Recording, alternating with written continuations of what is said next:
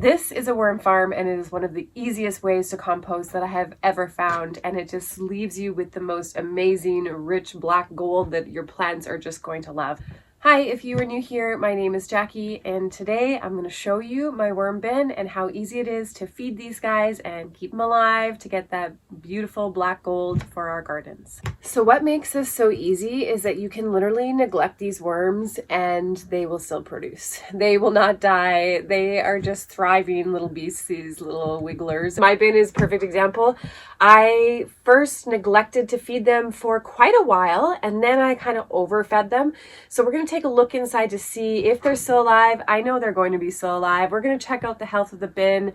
Sometimes it gets a little messy in there. Most of the time it's pretty good. The worms just have a way of they just thrive. I have a whole video that I will link above one of these ways here that shows the complete process of harvesting the worm castings and then making a brand new bed. But today I just want to show you how easy it is to neglect these things and to feed them, and they just do their little thing. So let's take a look inside, because I have not looked in this bin in a few weeks already, and we'll see. Let's see what's going on. Okay, so already there's not a lot of smells, which is great because I did, like I said, feel like I overfed them last time. I am a little bit sick right now though, so it is possible that there is some smells in here and I just can't smell them.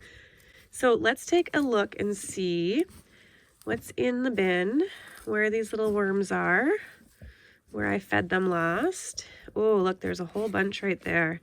You guys are munching on what it looks like some avocado. Avocado does seem to be one of their favorite foods, and bananas that I found anyways. And these guys look like they're doing really good.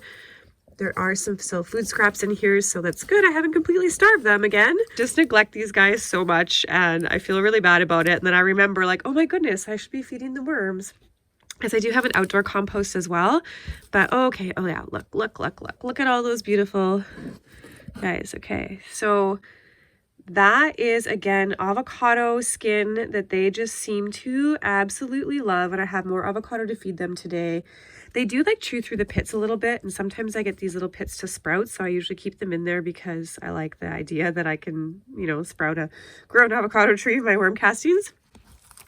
So here is where I obviously had also fed them. So I did a double feed last time, and it was a lot, like a lot. But oh, you can see that worm population is thriving, and they're getting quite nice and fat.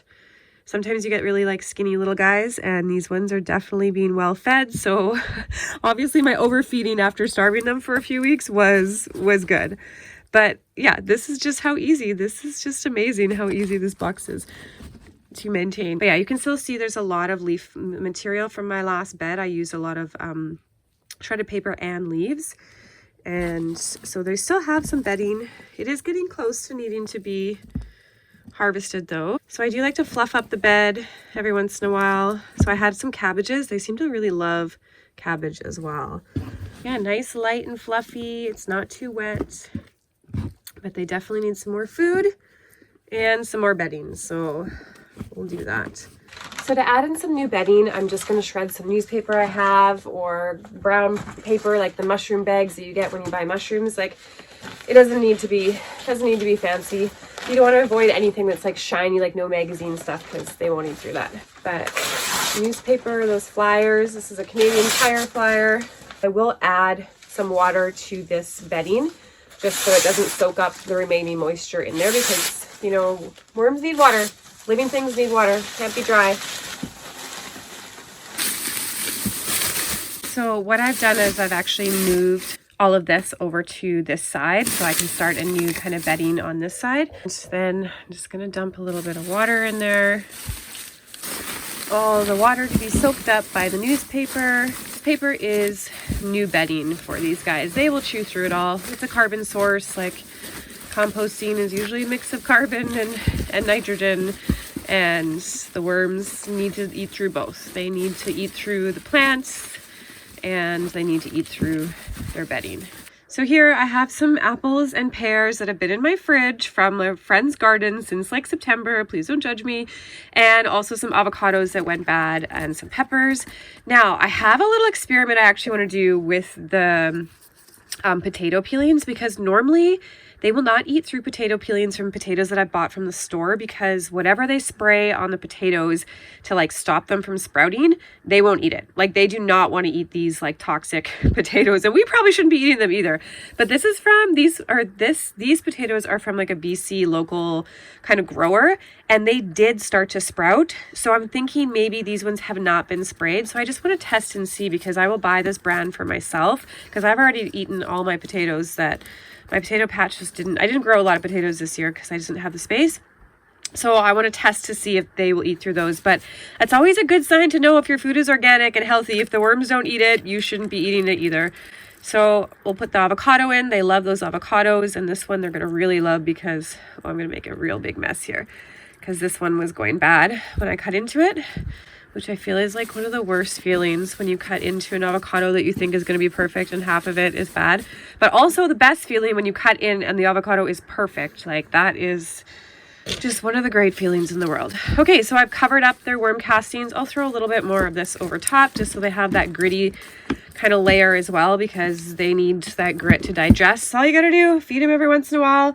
Ideally you should be feeding once a week, but if you're neglectful like me, they're gonna be fine. They will be just fine if you forget to feed them for a long time and then you suddenly feed them, because they eat through the carbon. They'll eat through their bedding. They're magical little worms, and they're just so easy to have. Everybody should have a bin. It's like, what are these like? This is like basically it. It's a Rubbermaid container that I've drilled holes in, put some screen on. These ones have coming off, so I taped over. That's all I need. Air holes and a bucket, and you're good to go. Oh, and of course the worms. All right, that's it. I told you that was really easy to do, and I will probably have to harvest these castings sometime during the winter, but I can also push it. There's a lot of room in this bucket yet to fill up, so if I just keep adding more bedding and moving their castings to one side and feeding and adding their bedding on the other side, I can just keep it going until spring, when I actually want to use those worm castings. Again, this is so easy to do. Everybody should have a worm bin. It's like, or a worm farm, or whatever you want to call this, a vermicomposting system. It's very inconspicuous. I mean, other than the little holes here, but you can have it anywhere. It just sits at my front entrance right here. And I have like my piles of potatoes on top of it. So sometimes I do forget about it, but yeah, you can even get it in a nicer color that like matches your decor. There's much better bins out there these days with better colors. So yeah, get creative. It's very easy, very cost effective, and yeah, your plants will love you. You will be that much better of a gardener if you start your own worm farm. If you liked this video, please give it a thumbs up, and please consider subscribing if you learned one or two things, or you just enjoyed watching those little worms. And I'll see you guys in the next video. Thanks for watching. Bye.